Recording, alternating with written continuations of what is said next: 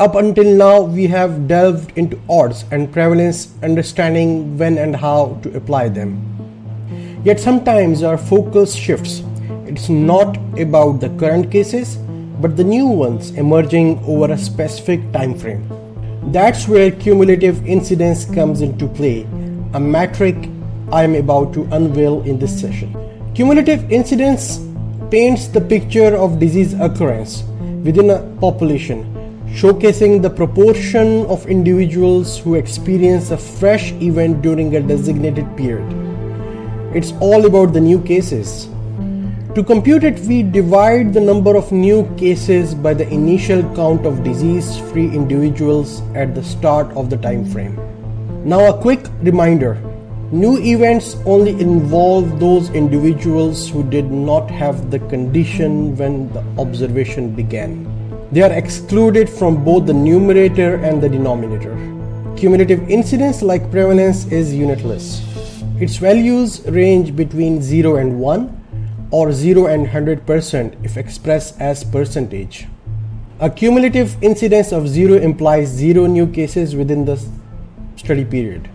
On the flip side, cumulative incidence of 1 signifies every individual in the population acquired the condition within the period. Let's delve into examples. Picture a class of 10 students at 9 am all wide awake. As time progresses, a few succumb to a fit of uncontrollable laughter. By 1 o'clock, 5 out of 10 students are in the throes of this Giggle-Fit syndrome. To determine the cumulative incidence of experiencing a Giggle-Fit syndrome, we divide the 5 new cases by the initial 10 students who were unaffected, resulting in 0.5 or 50% over a 4-hour span. Remember, specificity about the time frame is paramount. Now consider a slightly different scenario at 1 o'clock. This time 5 students have had a Giggle-Fit syndrome, but one was already in the midst of a fit when observations began.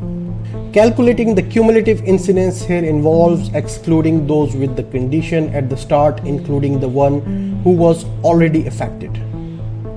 We are left with 4 new cases out of a disease-free population of 9 at 9 am. Cumulative incidence computes at 0.44 or 44% over the same 4-hour period. Cumulative incidence accumulates in mortality cases. It will eventually hit 1, as Dr. House used to say, everybody dies. This is why defining the time period is a must. Widely used in epidemiology, cumulative incidence goes by various names, including incidence, proportion, and risk. Terms will interchangeably use here. A vital point to note is that cumulative incidence hinges on participant follow-up, which should be uniform and without new entries.